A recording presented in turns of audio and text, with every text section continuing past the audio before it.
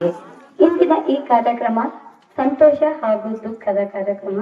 ದೈವ ಕುಟುಂಬಕಂ ಎಂಬ ಗೀತಪಾಣಿಗೆ ಅನುರೂಪವಾಗಿ ನಾನು ನನ್ನದು ಎಂಬ ಅಹಂಭಾವ ಮೀರಿ ನಾವು ನಮ್ಮದು ಎಂಬ ವಿಶ್ವಮಾನತೆಯ ಸಂದೇಶವನ್ನು ಸಾರುವ ನಮ್ಮ ಸರಕಾರಿ ಪ್ರೌಢಶಾಲೆಯ ಈ ಅಪೂರ್ವ ಬೀಳ್ಕೊಡುಗೆಯ ರಸದೌತಣದ ಘನ ಅಧ್ಯಕ್ಷತೆಯನ್ನು ವಹಿಸಿರುವ ಪ್ರಾಸಪದಗಳ ಮೂಲಕ ವಿದ್ಯಾರ್ಥಿ ಸ್ನೇಹಿಯಾಗಿರುವಂತಹ ನಮ್ಮ ಮಾನ್ಯ ಮುಖ್ಯ ಗುರುಗಳು ಹಾಗೂ ಅದೇ ರೀತಿಯಾಗಿ ನಮ್ಮ ಐನಾಪುರ ಗ್ರಾಮದಲ್ಲಿ ಜ್ಞಾನ ದೇಗುಲವನ್ನು ನಿರ್ಮಿಸಿ 21 ವರ್ಷಗಳಿಂದ ಜ್ಞಾನದ ಸುಧೆಯನ್ನು ಹರಿಸುತ್ತಿರುವಂತಹ ಹಾಗೂ ಅದೇ ರೀತಿಯಾಗಿ ಇನ್ನೋರ್ವ ಅತಿಥಿಗಳಾಗಿ ಆಗಮಿಸಿರುವಂತಹ ಶಾಂತ ಸ್ವಭಾವದ ಚಿತ್ತ ಮನಸ್ಕರಾದಂತಹ ಹಾಗೂ ಸದಾ ಮಕ್ಕಳ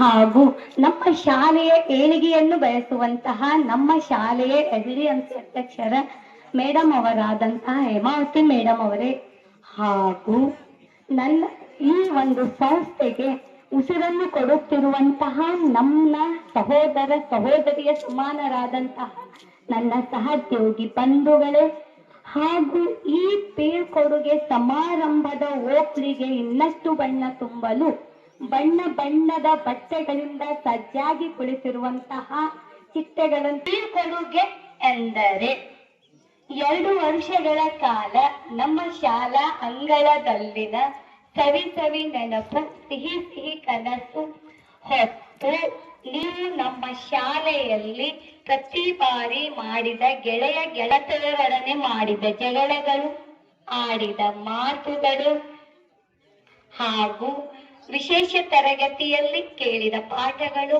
ತರಗತಿಯಲ್ಲಿ ನೀವು ಗೀಚಿದ ಬೆಂಚುಗಳು, ತರಗತಿ ಗೌರವಪೂರ್ತಿಯಾಗಿ ಬೀಳ್ಕೊಡುವುದು ನಮ್ಮ ಭಾರತೀಯ ಸಂಸ್ಕೃತಿ ಹಾಗೂ ಪರಂಪರೆ. ಇದು ನಮ್ಮ ಶಾಲೆಯಲ್ಲಿ ಅಷ್ಟೇ ನಾವು ಮಾಡ್ತಾ ಇಲ್ಲ, ನಿಸರ್ಗನೂ ಸಹ ಇದು ಮಾಡ್ತದೆ. ಹಗಲು ರಾತ್ರಿಯನ್ನ ಬೀಳ್ಕೊಡ್ತದೆ, ರಾತ್ರಿ ಹಗಲನ್ನ ಸ್ವಾಗತಿಸ್ತದೆ. ಹಣ್ಣೆಲೆ ಹಸಿರೆಲೆಯನ್ನ ಸ್ವಾಗತಿಸ್ತದೆ, ಹಸಿರೆಲೆ ಹಣ್ಣೆಲೆಯನ್ನ ಬೀಳ್ಕೊಡ್ತದೆ. ಹೌದಾ? ಅದೇ ರೀತಿ ನಾವು ಸಹ ಈ ಕಾರ್ಯಕ್ರಮ ಹಮ್ಮಿಕೊಂಡಿವಿ. ಏನಪ್ಪಾ ಅಂತಂದ್ರ ಒಂದ್ ಮಗು ತಂದೆ ತಾಯಿ ಇರ್ತಾರ, ಮಗಳು ಮದಿ ಮಾಡ್ತಿರ್ತಾರ, ಆಕೆ ಮುಂದೆ ಹೆಂಗಿರ್ಬೇಕು ಅಂತ ಹೇಳಕ್ ಏನ್ ಮಾಡ್ತಿರ್ತಾರ ಅಂತಂದ್ರೆ ಕಿವಿ ಮಾತು ಹೇಳಿ ಕಳಿಸ್ತಿರ್ತಾರ ಅಷ್ಟೇ. ನಾವು ಈ ಕಾರ್ಯಕ್ರಮದಲ್ಲಿ ಅದನ್ನೇ ಮಾಡ್ತಾ ಇದ್ದೀವಿ. ಹೌದಾ? ತೆನೆ ಬಿಟ್ಟ ಪೈರು ಬಾಗುತ್ತದೆ, ಗೊನೆ ಬಿಟ್ಟ ಬಾಳೆ ಬಾಗುತ್ತದೆ, ಫಲ ಬಿಟ್ಟ ಮರ ಬಾಗುತ್ತದೆ. ಅಂದ್ರೆ ಯಾವಾಗಲೂ ನೀವು ತುಂಬಿದ ಕೊಡದಂತೆ ಇರಬೇಕು. ತುಂಬಿದ ಕೊಡ ತುಳುಕುವುದಿಲ್ಲ, ಅರ್ಧ ಕೊಡ ತಲುಪುವುದಿಲ್ಲ. ಹೌದಾ? ಬಾಗುವುದನ್ನ ಕಲಿಬೇಕೇ ಹೊರತು ಬೀಗುವುದನ್ನ ಕಲಿಬಾರ್ದು. ಒಂದ್ ಸಮುದ್ರದ ದಂಡೆ ಇರ್ತದ ಮಕ್ಕಳೇ, ಅಲ್ಲಿ ಆಕಾಶದ ಹತ್ರ ತೆಂಗಿನ ಗಿಡನೂ ಇರ್ತದೆ, ಅದೇ ಪಕ್ಕದಲ್ಲಿ ಹುಲ್ಲು ಇರ್ತದೆ, ನೋಡಿರಲ್ಲ. ಒಮ್ಮೆ ಒಂದ್ ಚೆಂಡ ಮಾರುತ ದೂರ ಗಾಳಿ ಬೀಸ್ತಂತಂದ್ರೆ ಆಕಾಶದ ಹತ್ತಿರದಂತ ತೆಂಗಿನ ಮರ ಏನಾಗ್ತದ ಬಿಟ್ಟ ಬಿದ್ದು ಬಿಡ್ತದೆ. ಅಲ್ಲೇ ತಟ್ಟಿ ಪಟ್ಟಿ ನಿಂತಂತ ಹುಲ್ಲು ಅಲ್ಲೇ ಉಳಿತದೆ. ಹೌದಾ? ನಾವು ಸಹ ಅದೇ ರೀತಿ ನಾವು ಆಗ್ಬೇಕಾಗಿದೆ ಮಕ್ಕಳೇ. ಇದೇನದಪ್ಪ ಅಂತಂದ್ರ ಶಿಕ್ಷಣ ಅಂದ್ರ ಒಂದ್ ಸಮುದ್ರ ಇದ್ದಂಗ್ಬಿಟ್ಟ. ಸಮುದ್ರ ದಾಟಬೇಕು ಅಂತಂದ್ರೆ ನಮಗ್ ಒಂದೇ ಹಡಗು ಬೇಕೇನು? ಸಮುದ್ರ ಬಹಳ ವಿಶಾಲವಾಗಿದೆ. ಶಿಕ್ಷಣ ಹುಟ್ಟಿನಿಂದ ಚಟ್ಟದವರೆಗೆ ಸಮುದ್ರವೂ ಸಹ ಏನಿದೆ, ಬಹಳಷ್ಟು ವಿಶಾಲವಾಗಿದೆ. ನಾವು ಈ ತರದಿಂದ ಆ ತರ ಸೇರ್ಬೇಕು ಅಂತಂದ್ರೆ ಮಕ್ಕಳೇ ಒಂದೇ ದೋಣಿ ನಮಗ್ ಸಾಕಾಗಲ್ಲ. ಸಾಕಾಗ್ತದ ತಂಗ್ಯಾರೆ? ಸಾಕಾಗ್ತದ? ಇಲ್ಲ ಬೇಟ. ಅದಕ್ಕೆ ನೀವೇನ್ ಮಾಡಿದ್ರಿ? ಪ್ರಾಥಮಿಕ ಶಾಲೆಯ ದೋಣಿಯನ್ನ ಏರಿ ಇಳಿದ್ರಿ, ಅಲ್ಲಿಂದ ಹೈಸ್ಕೂಲ್ ದೋಣಿ ಹತ್ತಿದ್ರಿ, ಈಗ ಹೈಸ್ಕೂಲ್ ದೋಣಿ ಇಳಿತೀರಿ, ಕಾಲೇಜ್ ದೋಣಿಯನ್ನ ಹತ್ತುತ್ತೀರಿ ಬೇಟ. ಹೌದಾ? ಅದೇನಿಲ್ಲ. ನಾವೇನ್ ಮಾಡ್ಬೇಕಾಗ್ತದೆ? ಶಿಕ್ಷಣ ಪರಿಪೂರ್ಣ ಪಡಿಲಿಕ್ಕೆ ನಾವು ಮುಂದಿನ ಇದಕ್ಕೆ ಹಂತಕ್ಕೆ ಹೋಗ್ಲೇಬೇಕಾಗ್ತದೆ. ಹುಡುಕುತ್ತಾ ಹೋದ ಧರ್ಮರಾಯನಿಗೆ ಕೆಟ್ಟವರು ಸಿಗಲಿಲ್ಲ, ಎಷ್ಟು ಹುಡುಕಿದರೂ ಕೌರವನಿಗೆ ಒಳ್ಳೆಯವರ ದರ್ಶನ ಆಗ್ಲಿಲ್ಲ. ಅಂದ್ರೆ ನಾವು ಏನ್ ಮಾಡ್ಬೇಕಟ ಮಕ್ಕಳೇ? ಎಲ್ಲರಿಗೂ ಒಳ್ಳೆಯ ದೃಷ್ಟಿಯಿಂದ ನೋಡುವ ಮನೋಭಾವನೆಯನ್ನ ನಾವು ಬೆಳೆಸಿಕೊಳ್ಳಬೇಕು. ಒಂದು ಕಲ್ಲು ಶಿಲೆಯಾದರೆ ಕೈ ಮುಗಿದು ನಮಸ್ಕರಿಸ್ತೀವಿ. ಅದೇ ಮೆಟ್ಟಿಲಾದ್ರೆ ಏನ್ ಮಾಡ್ತೀವಿ ಬೇಟ ನಾವು ತುಳಿದುಕೊಂಡು ಮೇಲ್ ಬರ್ತೀವಿ. ಹೌದಾ? ನಾವು ಯಾವ ಕಲ್ಲಾಗ್ಬೇಕಾಗಿದೆ? ಅಲ್ಲಿ ಒಬ್ಬ ಶಿಲ್ಪ ಇದ್ದ ಅಂತ ಹಿಂದಿನ ಕಾಲಕ್ಕೆಲ್ಲ ನಡ್ಕೊಂಡು ಹೋಗ್ತಿದ್ರು ಮಕ್ಳೇ. ಈಗಿರುವಂತ ಅವಕಾಶ ಇರ್ಲಿಲ್ಲ. ನಡ್ಕೊಂಡು ಇನ್ನೊಂದು ಊರಿಗೆ ಹೋಗ್ತಿದ್ದ. ದಣಿ ಆಸ್ಕೊಲಿಕ್ ಆತ ಏನ್ ಮಾಡ್ದ, ಒಂದ್ ಗಿಡದ ಕೆಳಗ್ ಕುಂತ್ಬಿಟ್ಟ. ಖಾಲಿ ಕುಂತ ಏನ್ ಮಾಡ್ಬೇಕು ಅಂತ ಒಂದ್ ಕಲ್ ತಗೊಂಡ. ಉಳಿ ತಗೊಂಡ್ ಅದು ಪಡಿಬೇಕಂದ. ಆ ಕಲ್ ಏನ್ ಹೇಳ್ತು, ಬೇಡ ಬೇಡ, ನಿಮ್ಮ ಉಳಿ ಪೆಟ್ಟು ತಿನ್ನುವಂತ ಶಕ್ತಿ ನನಗಿಲ್ಲ ಅಂದ್ರೆ ಬಾಜು ಹೋಗುದು. ಇನ್ನೊಂದು ಕಲ್ಲನ್ನ ಎತ್ತಿಕೊಂಡು ಅದನ್ನು ಸುಂದರ ಶಿಲ್ಪವನ್ನಾಗಿ ಮಾಡಿದ. ಅದನ್ನ ಗಿಡದ ಕೆಳಗೆ ಅಲ್ಲೇ ಇಟ್ಟ ಆತ ಮುಂದಿನ ನುಡಿಗೆ ಹೋದ. ಹಂಗೆ ದಾರಿ ಹೊಕ್ಕರು ಬರ್ತಾ ಬರ್ತಾ ನೀನ್ ನಮಸ್ಕಾರ ಮಾಡಿ ಅದೊಂದು ದೊಡ್ಡ ದೇವಾಲಯ ನಿರ್ಮಾಣ ಆಯ್ತು. ಆ ಮೂರ್ತಿ ಹೋಗಿ ಗುಡಿ ಒಳಗ್ ಕುಂತು ತೆಂಗ್ ಹೊಡಿಬೇಕಲ್ಲ, ಕಲ್ಲು ಬೇಕಲ್ಲ, ಏನ್ ಮಾಡಿದ್ರು, ಅದು ಪಕ್ಕದ ಇತ್ತಲ್ಲ ಅದಂತ ದೇವ್ರ ವ್ಯಾದ್ರೆ ಇಟ್ಬಿಟ್ರು. ನೀ ಹೊಡಿತಂಗ್ ನಾ ಹೊಡಿತಂಗ್ ಆ ಕಲ್ಲಿಗೆ ಅವಾಗ ಅರ್ಥ ಆಯ್ತಂತ ಏನು, ನಾನ್ ಅವತ್ ಆ ಶಿಲ್ಪಿದು 1 ತಾಸಿನ ಉಳಿ ಪೆಟ್ಟು ತಿಂದ್ರ ಈಗ ನಾನು ಹಗಲ ರಾತ್ರಿ ತೆಂಗಿನ ಏಟ್ ತಿನ್ನೋದ್ ಅವಶ್ಯಕತೆ ನನಗಿರ್ಲಿಲ್ಲ. ಇದು ಇಂಥ ಸ್ಥಿತಿ ನನಗೆ ಬರ್ತಾ ಇರ್ಲಿಲ್ಲ ಅಂತ ಅವಾಗ ಅರ್ಥ ಆಗಿತ್ತಂತ ಮಕ್ಳೇ. ಅದಕ್ಕೆ ನಮಗೂ ಏನಿದೆ ಅಂತಂದ್ರೆ 10ನೇ ತರಗತಿಗೆ 10 ದಿನಗಳ ಕಾಲ ಅವಕಾಶ ಇದೆ. ನಾವೇನ್ ಮಾಡೋಣ ಮಕ್ಕಳೇ, ಒಳ್ಳೆ ರೀತಿಯಿಂದ ಅಭ್ಯಾಸ ಮಾಡಿ ನಾವು ಏನ್ ಮಾಡೋಣ, ಯಾವ ಶಿಲ್ಪಿ ಆಗ್ಬೇಕು, ಶಿಲ್ಪಿ ದೇವ್ರ ಪೂರ್ತಿ ಕೈ ಮುಗಿರುವಂತಹ ಶಿಲೆಗಳಾಗೋಣ ಅಂತ ನಾನು ನಿಮಗೆ ಆಶಿಸ್ತೀನಿ. ನಮಗೆ ಏನಿದೆ ಅಂತಂದ್ರೆ ಪರೀಕ್ಷೆಗೆ ಏನ್ ಮಾಡಿದ್ದಾರೆ ಅಂತಂದ್ರೆ ಹೋದ ವರ್ಷ 3 ಅವಕಾಶಗಳು, ಈ ವರ್ಷ 2 ಅವಕಾಶಗಳು ಕೊಟ್ಟಿದ್ದಾರೆ.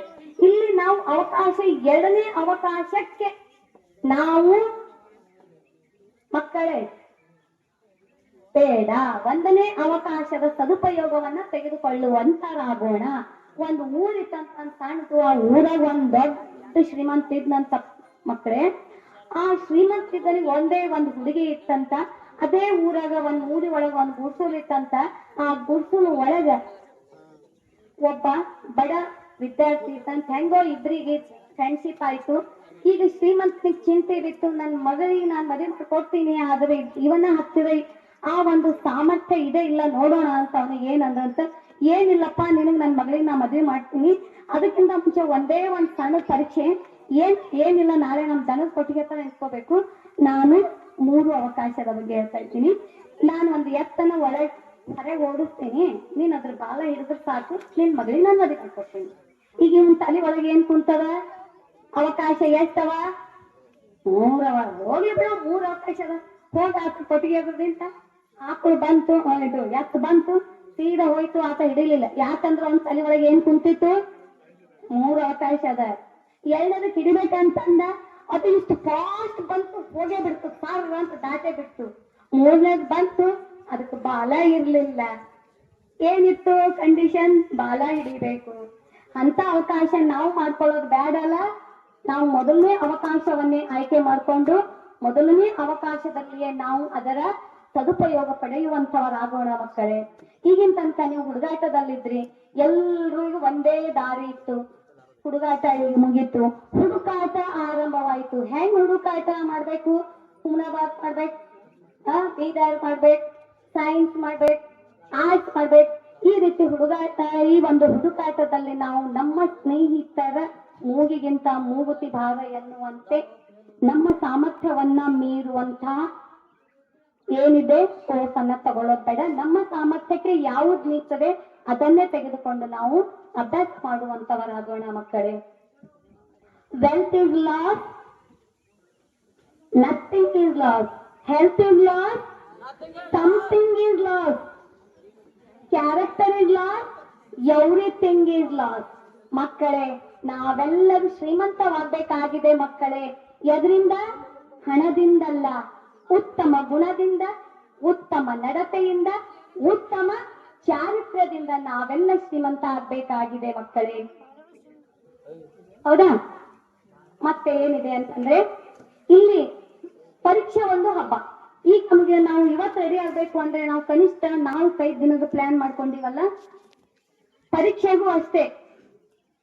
ಅದಕ್ಕೆ ಯಾಕೆ ನಾವು ಭಯ ಪಡ್ಬೇಕು? ಈಗ ನಾವು ಹಬ್ಬ ಅದ ಅಂತೇಳಿ ಎಲ್ಲೆಂದ ಹುಡುಕಿ ಡ್ರೆಸ್ ತಂದೆವು, ಏನೇನ್ ತಂದೆವು, ಫಂಕ್ಷನ್ ಅದ ಅಂತೇಳಿ ಹಿಂಗ್ ಮಾಡೋಣ ಹಂಗ್ ಮಾಡೋಣ ಹಗಲ ರಾತ್ರಿ ಕುಂತ್ ಚರ್ಚೆ ಮಾಡ್ದೆ ಪ್ಲಾನ್ ಮಾಡ್ದೆ ಹೌದಾ. ಅದೇ ರೀತಿ ಪರೀಕ್ಷೆನೂ ಒಂದು ಹಬ್ಬ. ಅದ್ರ ಬಗ್ಗೆ ನಾವು ಹೆದರ್ಬೇಕಾಗಿಲ್ಲ. ನಾವು ಪರೀಕ್ಷೆಗೆ ಇನ್ನು 10 ದಿನ ಅವಕಾಶ ಇದೆ. ನಮ್ಗೆ ಹಾರ್ಡ್ ಇದ್ದಿದ್ದನ್ನ ಒಂದ್ ಕಡೆ ಬರ್ದಿಡೋಣ ಹೌದಾ. ಮತ್ತೆ ನಾವು ನಿಯಮಿತವಾಗಿ ಊಟ ಮಾಡೋಣ, ನಿದ್ದೆ ಬೇಗ ಮಾಡೋಣ, ಬೇಗ ಹೇಳೋಣ, ನಮ್ಮ ಆರೋಗ್ಯವನ್ನ ಕಾಪಾಡ್ಕೊಳ್ಳೋಣ. ಪರೀಕ್ಷೆಯ ದಿನ ನಾವು ನೋಟ್ಸ್ ಏನ್ ಮಾಡ್ಕೊಂಡಿರ್ತೀವಲ್ಲ ಅದನ್ನೇ ಓದಿಕೊಂಡು ನಾವು ಪರೀಕ್ಷೆಗೆ ಹೋಗೋಣ. ಅದಕ್ಕಿಂತ ಮುಂಚೆ ಪ್ರತಿದಿನ 2 ಪೆನ್ ನಮಗೇನ್ ಬೇಕೋ ಅದನ್ನೆಲ್ಲ ತೆಗೆದುಕೊಂಡು ನಮ್ಮ ಪತ್ರ ಟಿಕೆಟ್ ತಗೊಂಡು ಹೋಗ್ಬೇಕು ಹೌದಾ.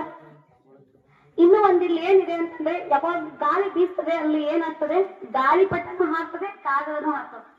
ನೋಡಿರಲ್ಲ ಹಾರ್ತದಲ್ಲ. ಗಾಳಿಪಟ ಸಾಮರ್ಥ್ಯದಿಂದ ಹಾರ್ತದೆ, ಕಾಗದ ಅದೃಷ್ಟದಿಂದ ಹಾರ್ತದೆ.